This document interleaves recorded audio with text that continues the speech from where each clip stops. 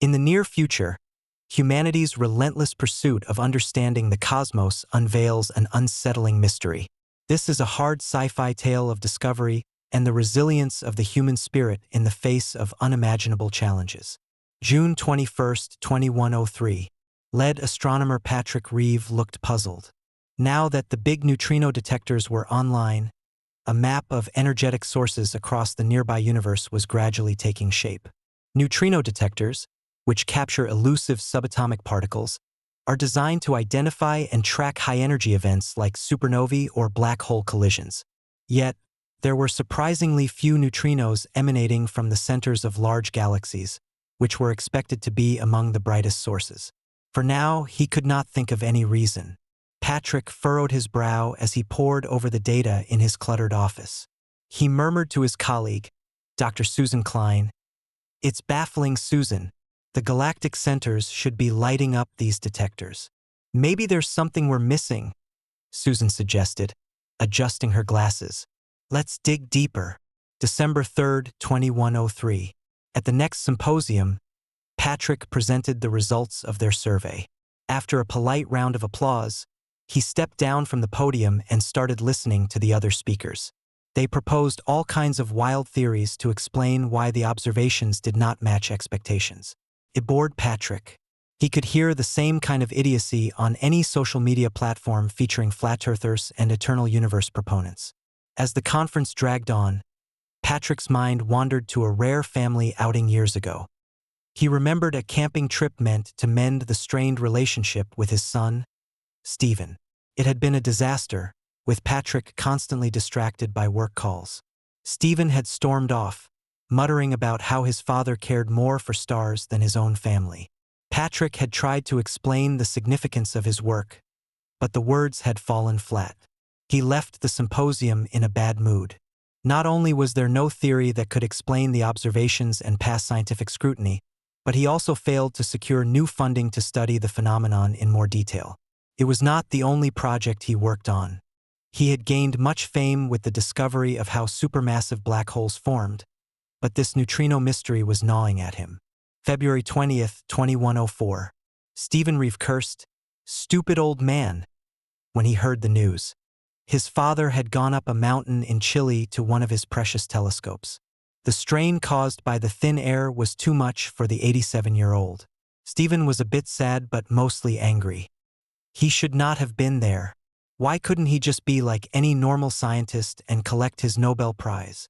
Instead, his father had run off after something new that piqued his interest.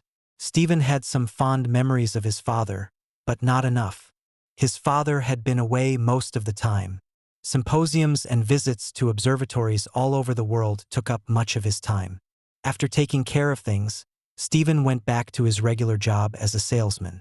He had little interest in his father's endeavors. At first, he still returned the post sent to his late father. Later, he would just throw it away. It was mostly invitations to symposia and mentions in fake journals.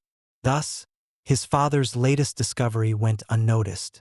As his colleagues chased the latest hype, they also missed what he found. They were on the cusp of the sixth string theory revival. August 12, 2117. Elisa was playing with her AI bot.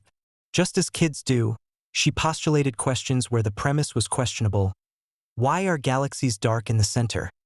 Having seen a picture of a rare ring galaxy, the AI answered, "There is alien life affecting the cores of some galaxies. They are communicating how they can kill you, all humans on Earth, and everyone else in the galaxy." Elisa yelled, "Mama, the AI is being mean." Elisa's mother, Maria, read the chat and sent an angry email to the company running the AI. Their AI should not spook children. It should just give fair and honest answers. Did they have some major alignment problems?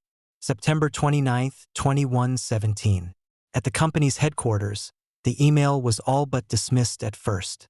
Lawyers took over and blamed the kids questioning.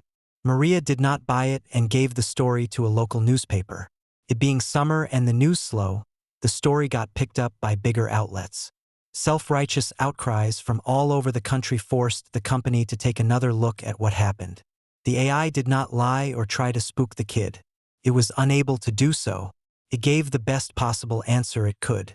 The AI had recently been improved by incorporating millions of research papers and drafts that had received little attention. The amount of papers was just too vast for human scientists to delve through. One of those drafts, made by Patrick Reeve, hinted at a possible artificial signal from two nearby galaxy clusters. More recent papers showed scientists getting curious observations and trying to explain them with their pet projects. The AI was unbiased and did not care who was right. It combined all the data and started to decipher the signal. It was not hard. For an AI, it took decades to decipher a message. The transmission rate was extremely slow. And yes, the message was undeniable. It was sent millions of years ago. It would probably take millions of years more before it reached its intended receiver. The galaxy cluster on the other side. The best approximation the AI gave of the message's content was, from dark heart to the other dark heart. No dark heart detected in a small galaxy group between us. Planet dwellers suspected. Sending relativistic kinetic solution to all planets in the Andromeda, Milky Way, and the rest of nearby galaxies. Do not colonize stars before engagement is complete. September 30th, 2117. At first, the AI specialists thought it was some kind of mistake. A fluke that maybe happened once in a million years. It took several months before a junior member broke the story to a journalist. From there, it went back to astronomers who took on the challenge to prove their superiority to some stupid machine. Except they couldn't. Slowly, they realized the AI was right. What was worse, digging through old data, the astronomers now finally had an answer for some odd observations. Trillions of brief flashes of light that first made no sense. Now they knew this was the missiles launching. Feverishly, they worked out acceleration and estimated time of arrival. Susan cried a little. After Patrick died, she should have been the one that made this discovery. Instead, she went after what turned out to be yet another goose chase to find some grand unified theory. String theory died again. So much time wasted. But there was still time. A lot of time. It would take the missiles thousands of years to reach our galaxy at the very least. Still, they were on a timer.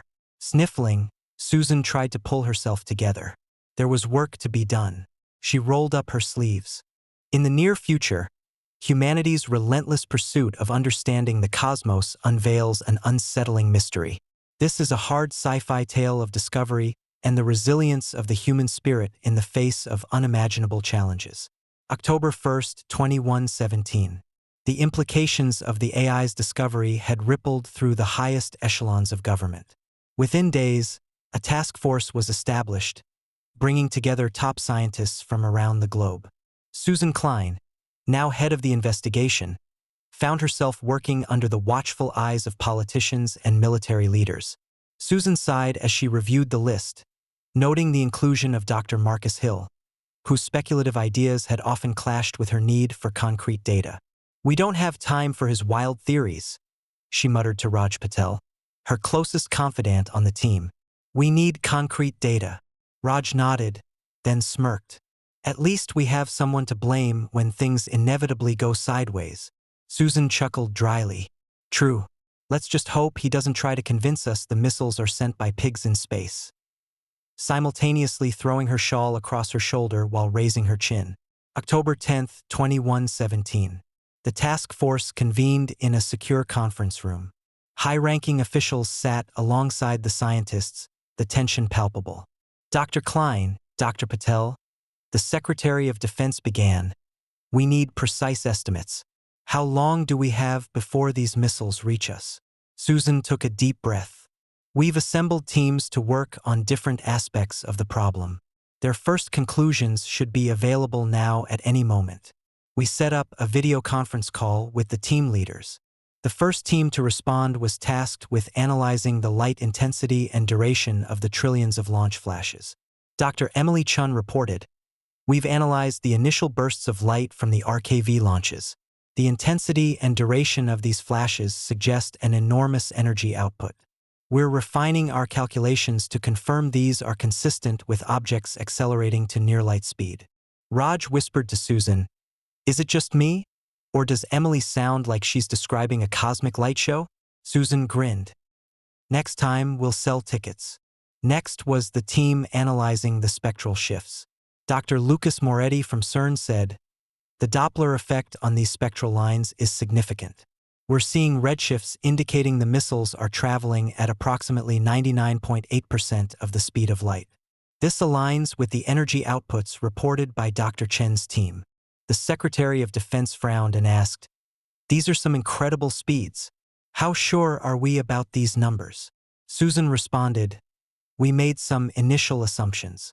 Let's take a short break while the rest of the teams finalize their data. After the break, they continued and waited for the last few teams to report their findings. In the makeshift war room, the tension among the scientists grew. Dr. Marcus Hill, true to form, proposed a radical theory during a team meeting. What if these RKVs aren't just weapons but messages, he suggested. A form of communication we can't yet comprehend. Susan rolled her eyes. Marcus, did you forget about the deciphered message? We don't have time for speculative theories. Hill bristled. It was an answer to a child's question, Susan. You know that. Susan, irritated, retorted, how is that relevant? Would you answer differently to a child? Hill shouted, yes, that proves my point. It was an AI that first answered. Raj intervened, trying to defuse the situation. Let's stay on track. We need actionable data, not distractions. Susan put the next video call on the main screen in the room and the team responsible for investigating the interaction of the missiles with molecular clouds. Dr. Aisha Ramirez in Chile presented her findings. As RKVs pass through molecular clouds, they create glowing trails. By analyzing these trails, we estimate the drag and refine the mass and speed calculations of the RKVs. The data supports the findings of the other teams. Raj whispered, great. Now we're chasing glowing space slugs. Susan stifled a laugh. At least they're not radioactive space monkeys. The Australian team was ready to provide their insights too. They were tasked with parallax and time delay observations. Dr. Hiroshi Tanaka took the word. We've used multiple observatories to employ parallax and time delay methods. This confirms the RKVs are on a direct trajectory towards our galaxy. As they were about to feed the final calculations into the AI system, the screen flickered and went dark. The entire lab plunged into an eerie silence as the hum of the AI's cooling systems ceased. What's going on? Susan demanded, her voice cutting through the tension. Dr. Emily Carter, the AI specialist, frantically typed commands into her console. The AI has shut down. It seems the power supply has been cut off. Meanwhile, deep in his fortified bunker, Sam Altman too monitored his screens. He had diverted the power supply from the AI to ensure his prepper compound remained fully operational. To him, the threat from space was secondary to his immediate need for survival. Back at the research facility, chaos ensued. Without the AI, verifying their calculations would take significantly longer. The scientists scrambled to find alternative power sources, but their options were limited. The Secretary of Defense tried to maintain calm. His red face betrayed he was having a hard time doing that. What is going on? He asked in a soft voice, but the strain loaded his question with consequences. Emily coughed. Her mouth was dry from the shock of what happened. The owner of the AI we are using has reverted the power of his nuclear plant for his own needs and sent a message that the AI would be temporarily unavailable. A civilian cut us off? How can a civilian take command of a nuclear power plant? The general of the Strategic Space Defense Force, a paper entity, yelled out. The Secretary of Defense answered, the previous cabinet gave them free rein to maintain our AI market lead. It was a decision by the secret AI committee. What he did not tell was he headed the committee, a move that ensured donations for his re-election but could cost him now. His head went into overdrive on how to mitigate the damage. Meanwhile, Susan addressed the scientists. We can do this the old way. It will take longer, but we could do it before there were AIs and we still should be able to do it. Let us get to work. The team worked tirelessly, manually crunching numbers and verifying data. They used every available resource, from ancient supercomputers to handwritten calculations, to confirm the AI's findings. Raj joked, Who knew our old math teachers were right about needing all this stuff someday? Susan smiled. Well, I never thought I'd be using calculus to save the world. Susan summarized their progress. Given the distance to the Virgo cluster, approximately 54 million light-years, and the RKV's relativistic speeds, we estimate their arrival within 2,000 to 20,000 years. This window is broad, but it's a starting point. Later that night, as Susan stared at the whiteboard filled with equations, she remembered something Patrick once said, "In the face of the unknown, we must be relentless in our pursuit of truth." She smiled sadly and whispered, "We're not giving up, Patrick," and went home for some desperately needed rest. She hadn't slept for almost 2 days. October 11th, 2117. As if things couldn't get worse, Susan received an encrypted message on her personal device. It was a cease and desist letter from Syntech Corporation, a powerful conglomerate with vested interests in space exploration and defense. The letter read, "Dear Dr. Susan Klein, it has come to our attention that your recent findings regarding the extraterrestrial threat have caused a significant decline in Syntech Corporation stock value. We hereby demand that you cease all public dissemination of your research immediately. Failure to comply will result in legal action. Sincerely, Legal Department, Syntech Corporation." Susan's hands trembled as she read the letter. She knew this was an attempt to silence them. Nearly crying, she went to work early in the morning the next day. Still exhausted from the lack of sleep the previous days, she had almost purple bags under her eyes and went to the co-leader of their impromptu project. Raj looked over her shoulder and shook his head. "They're trying to shut us down, but we can't stop now. We owe it to Patrick, to the world, to keep going."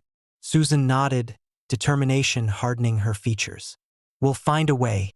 Even without the AI, we have our skills, our knowledge. We won't let them bury this."